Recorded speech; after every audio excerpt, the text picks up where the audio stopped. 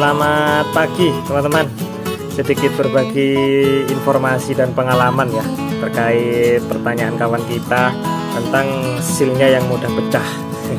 Dan terima kasih untuk kawan-kawan kemarin yang sudah bantu share pengalamannya tentang sil yang mudah pecah ya. Ada yang bilang katanya pistonnya terlalu pendek, jangan diamplas. Ada yang bilang rumah pistonnya itu terlalu kasar sehingga silnya pecah gitu. Ada yang punya pengalaman seperti itu. Saya sih tidak sependapat ya dengan teman-teman ya, bukan berarti teman-teman salah gitu ya, enggak. Kita kan beda pendapat, beda analisis, beda pengalaman, itu kan ya hal yang wajar ya. Jadi kalau menurut saya kalau misalnya sil itu piston terlalu pendek sehingga keluar dari rumahnya, yang terjadi itu bukan silnya pecah saja, angin di dalam tabung itu pasti akan habis. Kalau sampai sil itu mundur keluar dari rumahnya, sil di dalam tabung itu pasti akan habis. Dan itu tidak nunggu sil pecah. Jadi sebelum sil pecah, asalkan dia keluar dari rumahnya itu pasti akan habis. Saya dulu pernah kejadian kayak gitu, pernah saya share kok videonya di YouTube itu. Itu memang ada kesalahan dari pabriknya ya. Pabriknya salah desain, pistonnya itu terlalu pendek. Jadi ketika di dalam chamber itu anginnya saya buang benar-benar habis, kemudian piston mundur maksimal, sil yang depan tuh keluar dari rumahnya. Ya habis, angin di dalam tabung itu habis. Karena ini sudah keluar dari rumahnya ya habis di dalam tabung. Kemudian saya ukur ternyata yang salah itu adalah pistonnya kurang panjang. Ciri-cirinya kalau piston kurang panjang, kalau masangnya gini nih. Jadi piston itu dipasang di ekornya dulu, kemudian dipasang ke kepalanya ya. Sil ini nggak masuk ke rumahnya. Itu ciri-ciri kalau pistonnya terlalu pendek. Jadi ketika angin di sini dibuang habis di dalam chamber, kemudian ini mundur sampai maksimal, dia keluar dari rumahnya. Tapi kalau dipukulnya nggak maksimal, hanya dibuang dikit gitu, ya ini nggak sampai mundur maksimal, ya normal-normal saja pada pemakaian seperti itu. Nah, itu kalau misalnya silnya itu kalau pistonnya pendek gitu, atau mungkin kalau rumah silnya kasar, yang terjadi itu bukan silnya pecah teman-teman, tapi silnya itu akan terkikis lama-lama akan habis, dia akan bocor. Jadi bukan pecah. Kalau sil pecah itu sebenarnya dulu sudah pernah saya share ya, sudah pernah saya bahas. Cuma waktu itu kasusnya ada pada tabung pipa. Jadi kalau sil pecah pada tabung pipa itu masalahnya tutup tabung dengan tabungnya itu terlalu longgar sehingga sil kejepit antara tutup tabung dengan tabungnya, dengan pipanya gitu. Sebenarnya piston ini ya juga sama. Masalahnya itu ya gap antara piston ini dengan rumah pistonnya itu terlalu longgar. Karena terlalu longgar itulah angin kena tekanan sehingga dia masuk di celah-celah itu, kecepit dan akhirnya pecah.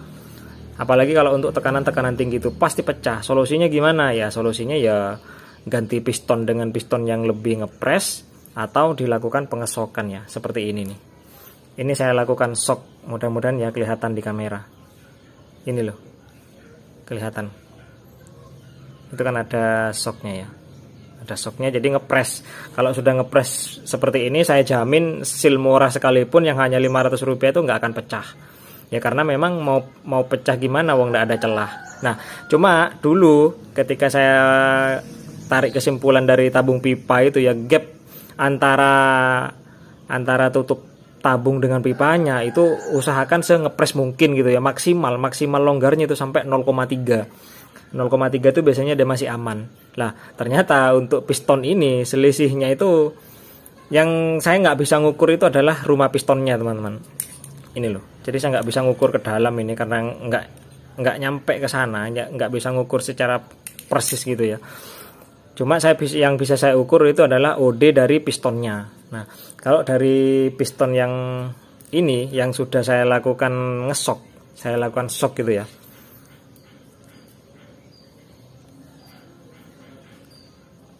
Nah, ini dia. Saya bikin ngepres itu 14,02. Ini sudah ngepres lah kalau menurut saya. Ini ya, mudah-mudahan kelihatan ya di kamera ya. Itu ya, sekitar itulah 14,02 atau 025 ya, anggaplah 14,02. Ini benar-benar ngepres ini teman-teman.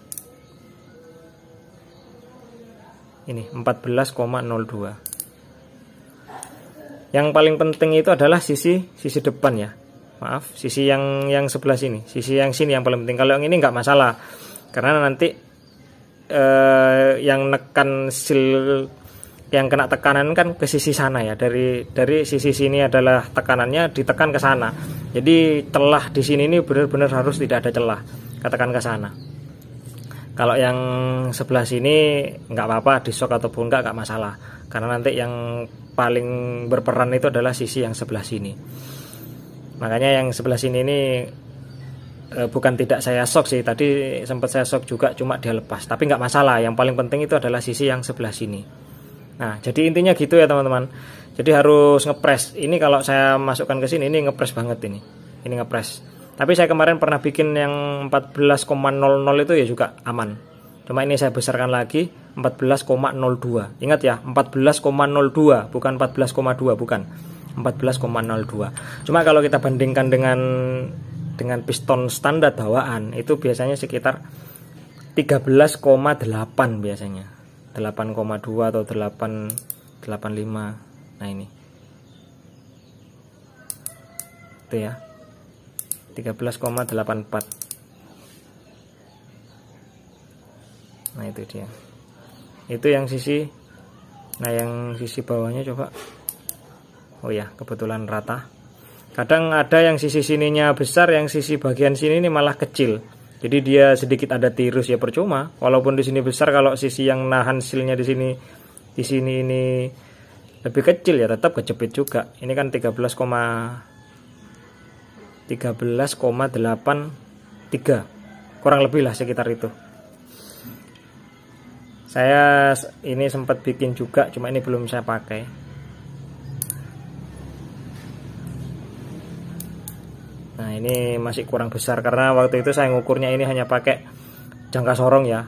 Di jangka sorong terbacanya sih 14,0 gitu ya. Ternyata setelah pakai mikro cuma 13,95 atau 13,96 lah ya. Nah itu. Oke, mungkin itu dulu ya teman-teman. Mudah-mudahan ini bisa sedikit jadi referensi dan jadi tambahan informasi. Intinya setiap seal pecah itu pasti gara-gara apa? Antara tutupnya dengan gap itu loh, maksudnya gap antara pipa dengan tutupnya atau rumah seal dengan pistonnya itu pasti gapnya terlalu besar. Intinya seperti itu. Oke, mudah-mudahan bermanfaat. Thank you.